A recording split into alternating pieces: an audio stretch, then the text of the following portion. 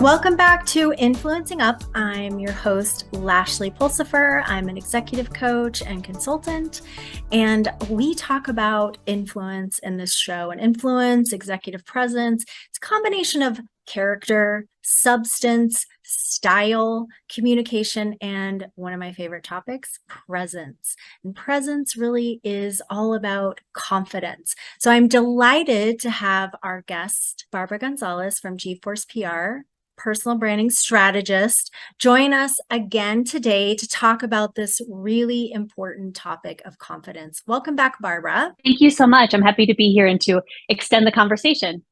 Yeah, so some of our audience may be tuning in for the first time and didn't hear our first episode yet. Be sure to check that out if you haven't already listened to that. But I want to talk to you today about confidence. But first, could you just give us another brief introduction to your experience and what brought you to working on personal branding?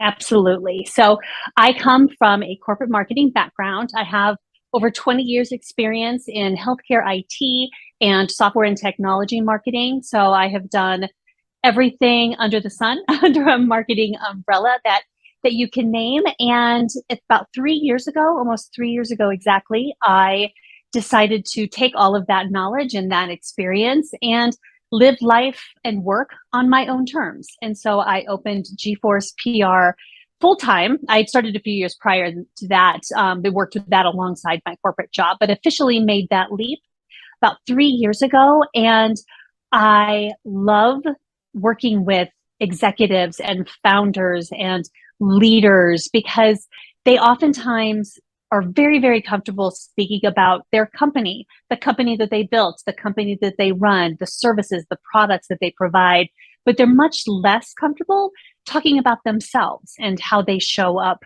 for their audience and the perspectives that they bring. So the work that I do really hones in on that personal brand story and really helps them then step into that role and connect with the people that they're meant to connect with. So whether that is acquiring new customers or acquiring talent or press, what have you, they can know who they are and articulate who they are and really step into that presence and really owning the room. And it's not as easy for many people. And that's why I love what I do to be able to support them in that. That is fantastic. I'm really excited to have you here today because when we talk about influence, it's so relevant to many different jobs that people do, for founders, for leaders, for people who have ambitions to lead. Influence is not transactional, it's relational. And it's about showing up with authenticity and getting alignment with the people, with yourself first and people around you. That really comes off as confidence to others. And confidence can make people feel comfortable around you as well. And that's part of influence. And so I want to dive into this a little bit deeper with you today. And I'd like to know, in your work with clients, to confidently share their personal stories and really own who they are, own their values. How do you work with people to do this? How does that happen? It's interesting because in my work and my approach, the foundation to confidence is really that clarity piece in being able to articulate who it is that you are and how you show up. And that goes well above and beyond your years of experience or your tenure or your education. It really is all of the aspects of your life that make you who you are. And once you know that, then you can confidently know when you step into a room that you are representing yourself and you can confidently speak to what it is that you bring to the table. And for a lot of people, that is a struggle and they don't always, they may have it in their mind, but they really can't articulate it. And once you know who you are, how you show up, your worth, that in itself gives you that confidence to not accept less than you deserve. And that may be in terms of if you're in a negotiation, if you are just up for an opportunity that may feel like a stretch for you, but you know that you can do it because you know you have those credentials.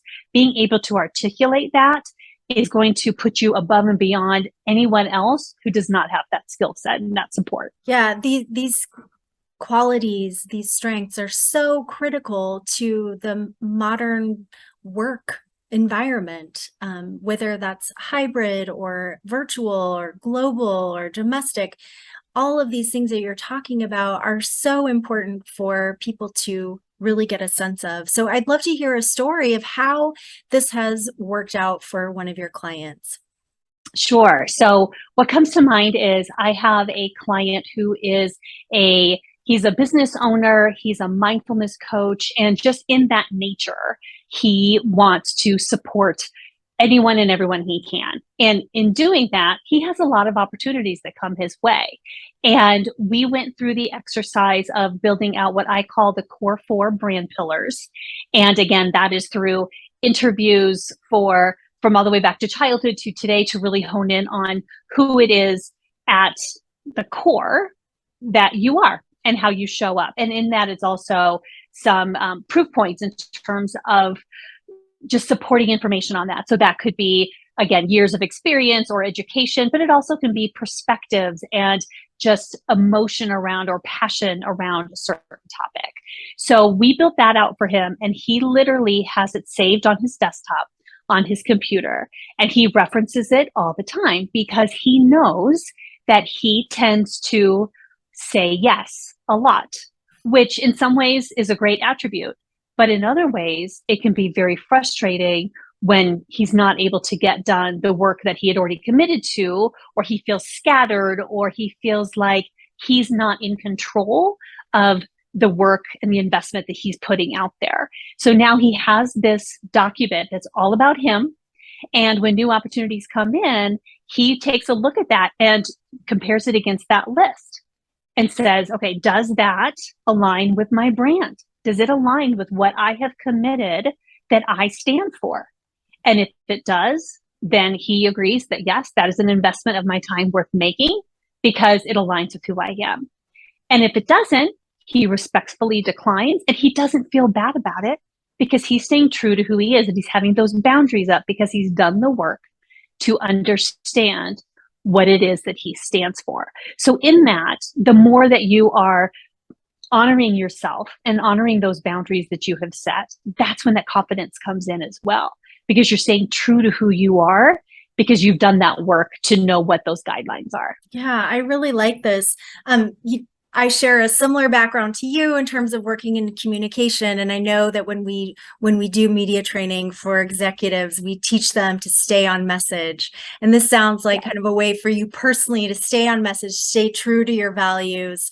It's such a valuable skill for interviewing and public speaking.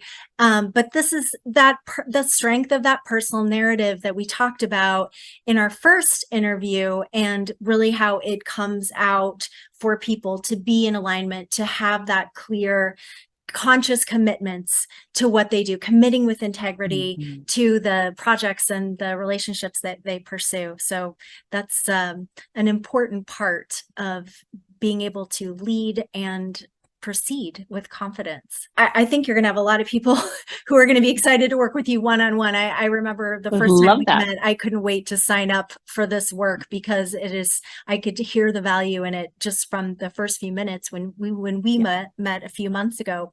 But for now, if we're going to leave our audience with one thing that they could do to start really owning their story and have that presence, that foundation of confidence to move forward with whatever it is that they're pursuing professionally or even personally, what would you tell them? I would recommend, first and foremost, make sure that the story that you are telling is your story. Again, it is so easy to be influenced by other people, whether they are at your level, above your level, seeing kind of what they're doing and thinking, oh, I need to be like that, or I need to have that same personality, or I need to have that same pedigree, what have you. But you don't, because the key is you being true to who you are and knowing who you are that is what is going to align you with the people that you are meant to work with. And that's when those opportunities come up.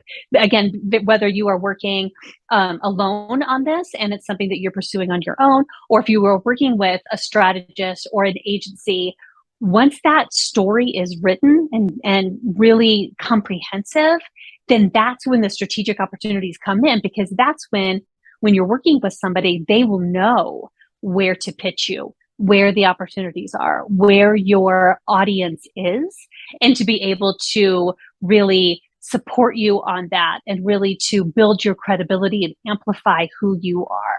But the foundation 100% is doing that work on clarity and knowing exactly how it is that you want to show up. Again, some of that can be aspirational, and that's okay, as long as it's still true to who you truly are and that you can back that up with any kind of proof points, whether it be expertise or, again, you just innately who you are.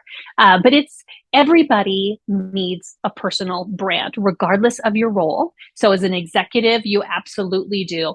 I would argue that even your team members and those that report to you need that, because it really is every single experience point that someone has with you, that's your brand. Some people think, oh, it's a logo, it's a color, it's a style. That's part of it, but it's every single touch point someone has with you. How quick are you to respond to emails? How do you conduct yourself in a meeting? How do people feel when you walk in a room? How do you want them to feel? All of those components really go into your brand, and it's so important to do that work and really shine a light and hold up a mirror and see, okay, this is how I am, this is how I want to show up, and this is the lens by which I'm going to make all decisions moving forward. Wow, thank you so much. It's such a delight to have you on the show, and I'm sure I'm Thank going to you. ask you back again because your insights are so relevant to the work that we do on this show and the conversations that we have. We'll make sure that your contact information that is available in our posts and that people can see who you are as we post this on several platforms. But thank you again, Barbara, for joining us today.